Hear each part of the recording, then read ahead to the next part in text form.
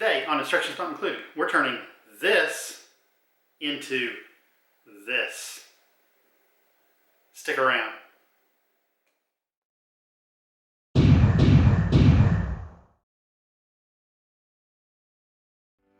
makers, James here. This is part one of a two-part episode. Today, I'm going to show you how to take a graphic, such as a logo or an emblem, and use free online applications to convert it into a three-dimensional model. In part two, I'll take that model, print it using a couple of different printers and different methods to create professional quality display pieces, such as this one.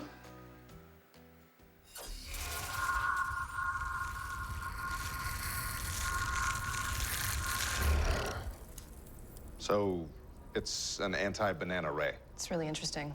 We need no longer fear the banana. Does it work on all fruit? What about salads?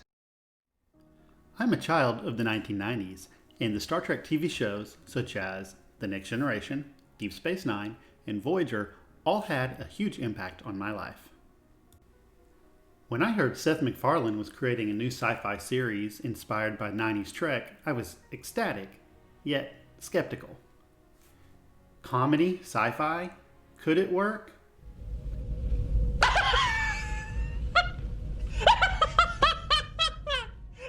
Would it be just a ripoff? But shut up, Wesley! After the first episode, I was hooked.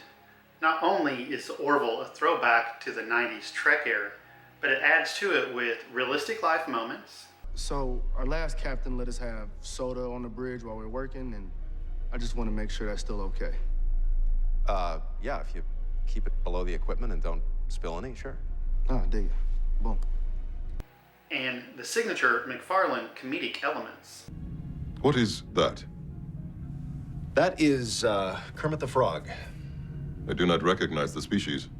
It's an amphibious life form from Earth. Is it someone you know? No, he's just a leader I admire.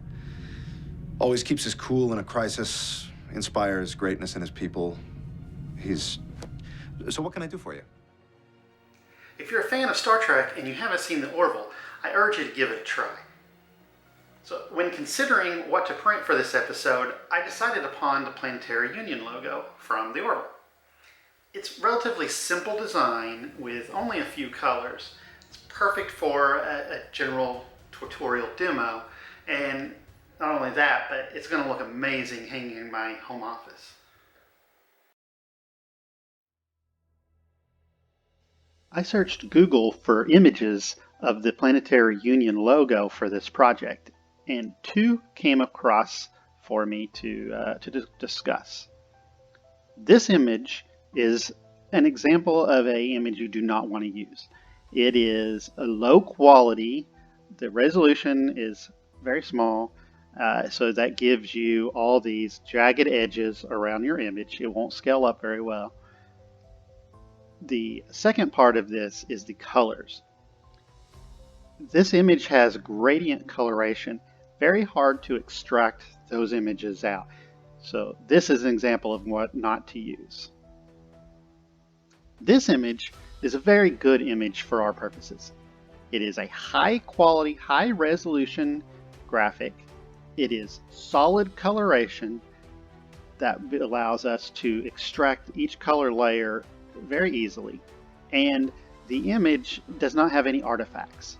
Now, this particular image came from deviantart.com, a website for digital artists that has a lot of really good content on there.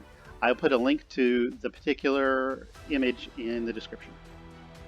Typically, I would be using this program here called Pixlr, which is a free use, online only app that is an alternative to programs such as Photoshop. For today's purposes, I'm going to go a little bit simpler, but if you wanted to do more than just the extraction, but you wanted to do any modifications of the image, then I would urge you to use something like this. If you're interested in me doing a tutorial on using this, please put a comment down below, and maybe I'll do that.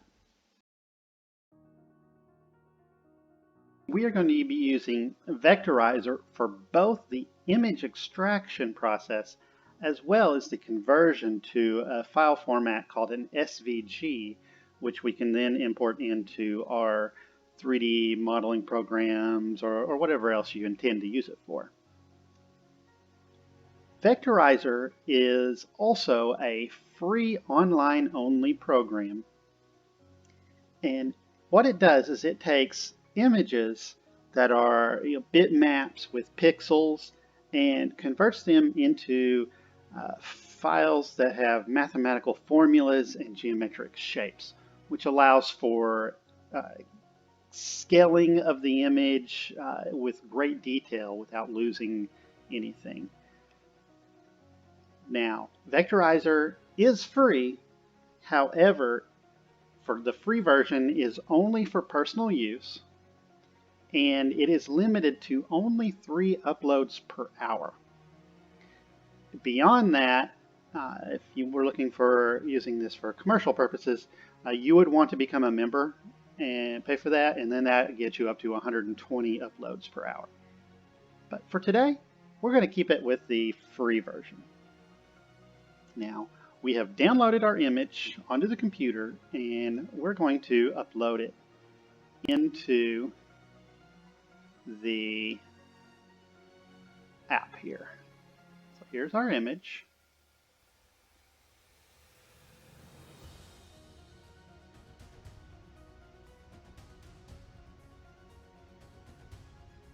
And there we go. We're now ready to extract out some color layers. If you scroll down here on the right, on the left, you have your input file. On your right will be your vectorized photo. Let's zoom in and I'll show you some differences here. Now this is a very clean image. However, take a look here. Look at all those little tiny jagged edges when you zoom way in. That's because these are pixels, and the more you zoom in, the closer you get down to those little tiny boxes. On the right is the mathematical formulas where it has taken that image and cleaned it up and converted it to the geometric shapes. There are a lot of settings for that process. We're going to keep it very simple today. I'm not going to adjust any of the options. Here on the right, there's minimum area for speckles. You have a blurring threshold. I'm not going to adjust any of that. What I'm going to do is just save out the colors. Now, if you look here, there are 3 colors that the program says. Now, there's black, there are 2 colors of blue, and there is a gray. First thing what we're going to do is the gray. We're going to deselect the other colors so that only the gray is selected. Now, if you look up here in your output preview, you can see only gray has been selected. I'm going to vectorize it, and then I'm going to save it. With the free version, you do have a CAPTCHA you have to deal with. So in this particular instance, we have kitty cats we've got to select. And then we can download the image. Next, I want to do the 2 blues. Let's scroll back up here, and you can see there are 2 different blues in this image. Now, a way to select for those is actually your threshold. Let's put our threshold to, let's do 10%.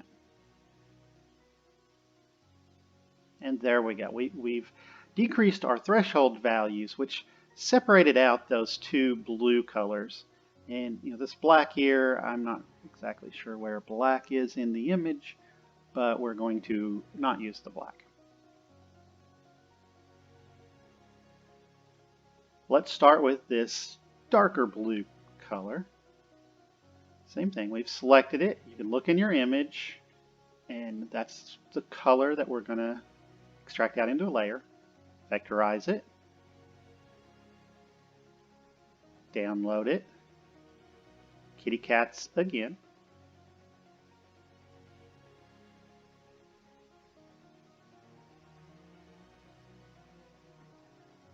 Now we're going to change to the lighter blue. And look at that preview. Everything looks good. Let's vectorize. Download. And again, the kitty cats.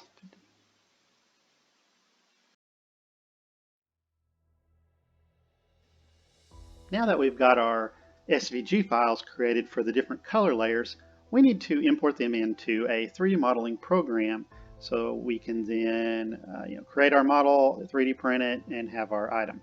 You can also take those files into programs for a vinyl cutter or a CNC machine or a laser cutter, but for us, we're using it for 3D modeling. The app that I want to use today is called Tinkercad. It is a basic 3D modeling program. It is free for use and it is online only. Theme of the day.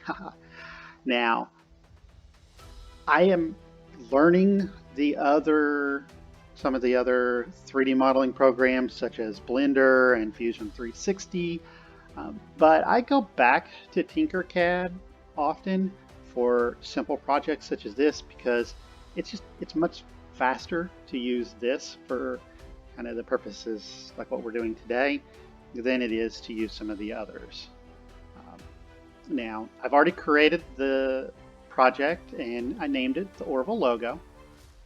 Next, we need to import in our SVG files. Up here on the top right, click on Import, choose File, and then you're going to select your SVG files.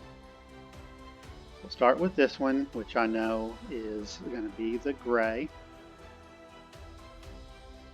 See all this red text? That's telling us that the file is too big at full scale for the workspace. Now, what I like to do is convert everything or scale everything down to a standard width. And I go with 100. I do this with all of my projects. It keeps everything standardized so that way they all come into the workspace at the right size in relation to each other. We got width of 100. We're going to import it in.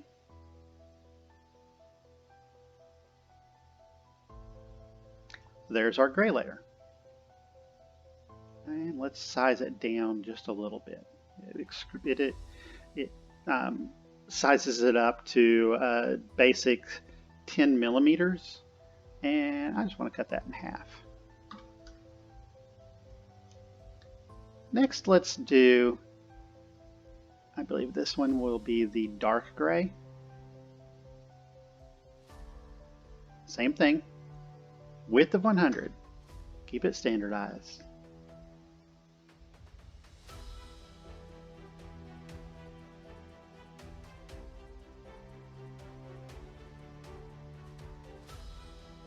And let's decrease that down to 5 millimeters. And let's see here. I don't like the pink. I'm going to change that color to the dark blue. Matches the color that we extracted. Let's now import in the last one.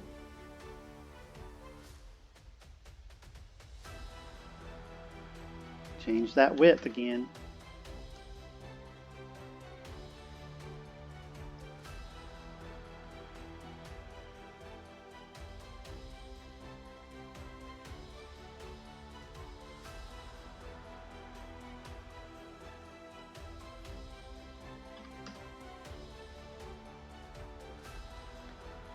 And there we have it. We have created a 3D model from an image.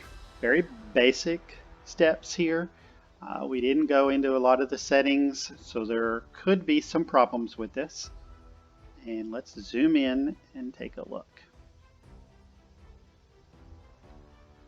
We zoom way into this star. You can see those layers did not line up perfectly. You might be able to get better results by tweaking everything, but I just want to show you a simple method of how to extract it. There you have it. We successfully created a three-dimensional version of the Planetary Union logo using nothing but some Google Kung Fu and a few free online resources in about 10 minutes. Not bad. While I kept this example to basic steps, you can take the process and the online resources and expand upon them to make very detailed projects, such as this. In part 2, we'll print several different versions using a couple of 3D printers, and I'll show you how to turn them into high-quality display pieces, such as, again, the one I already have here. Until then, keep making.